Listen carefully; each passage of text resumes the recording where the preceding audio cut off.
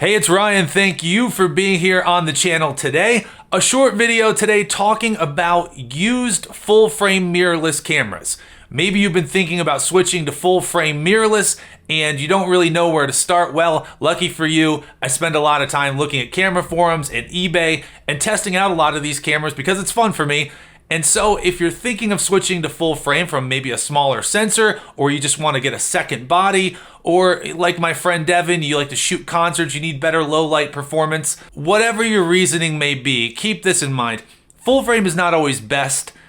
It's just a tool for what you do. So if you're considering full frame for any reason, here's a great way to look into the used market and see what's available for under $1,000. I'm gonna go through a few cameras I can think of. If you think of something else or you have suggestions, please add them in the comments below.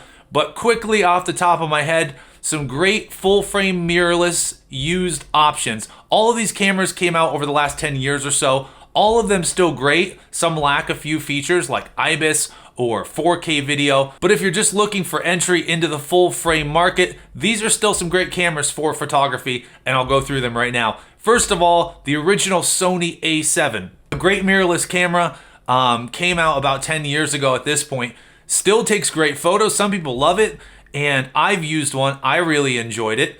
The downsides of this camera, of course, it's 1080. 4K wasn't quite around yet, but it takes beautiful full frame photos. You can adapt vintage lenses all the way up to modern Sony E-mount lenses.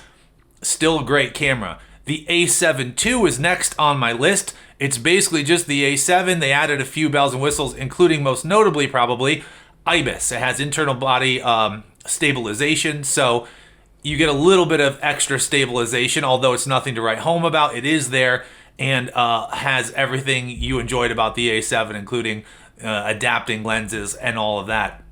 Then, of course, the Sony A7R is third on my list. Higher megapixel count at 36 megapixels. So if you're a landscape photographer or you like high-res portraits or whatever reasoning it is that you want a higher megapixel count, the A7R is there as well. Then there's the A7R2, which came out a little while later. They added 4K to that. They raised the megapixel count just a little bit. And the nice thing about that, you could shoot 4K. The full frame 4K is okay, although it's 8-bit and it's actually beat out in details with some of the APS-C 4K cameras. So it's not the greatest full frame 4K. You can switch to APS-C mode and take photos and 4K video in APS-C. Again, it's 8-bit video quality, but it's there and it's nice and takes really great photos. To this day, I think the A7R2 takes really detailed, beautiful photos. The A7S came out first before the A7S II. So the A7S came out. That, I believe, could shoot 4K to an external recorder. It did not have internal 4K. It's 12 megapixels, so it actually does better in low light. And if you're worried about 12 megapixels, trust me, as someone who shot on an A7S and A7S II, still really nice photos. I've blown them up quite big, although, you know, if you want to do huge prints, you want to go a little higher with the megapixel count, but the low light performance is absolutely beautiful. If you want to shoot 4K internally, take a look at the Sony A7S II, selling for around $800 at this point. That was a favorite of mine. Again, it shoots 8-bit video, but internal 4K, and the low light performance is excellent.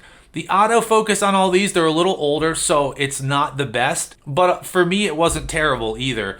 It was definitely workable. There are still some brands that are just coming around autofocus. I won't blow them up on the spot, but you know what I'm talking about. So it's not terrible, just something to consider with all of these slightly older mirrorless cameras. There are a few more I can add to the list, notably the Sony RX1, which was a full frame compact fixed lens camera. You can't change the lens. It comes with a Zeiss lens attached to the body, similar to what Leica did with the Q, and it's very similar to some of those early Sony A7 type cameras, and image quality will be similar as well. However, you've got that fixed 35mm lens on it and no EVF, just you look at the back of the camera. But it may be a cool option for you if you want something that's an all-in-one package. I'm quickly running out of ideas for under $1,000. There is the Canon RP. It's still available. It's not as old as some of these other Sonys I've mentioned.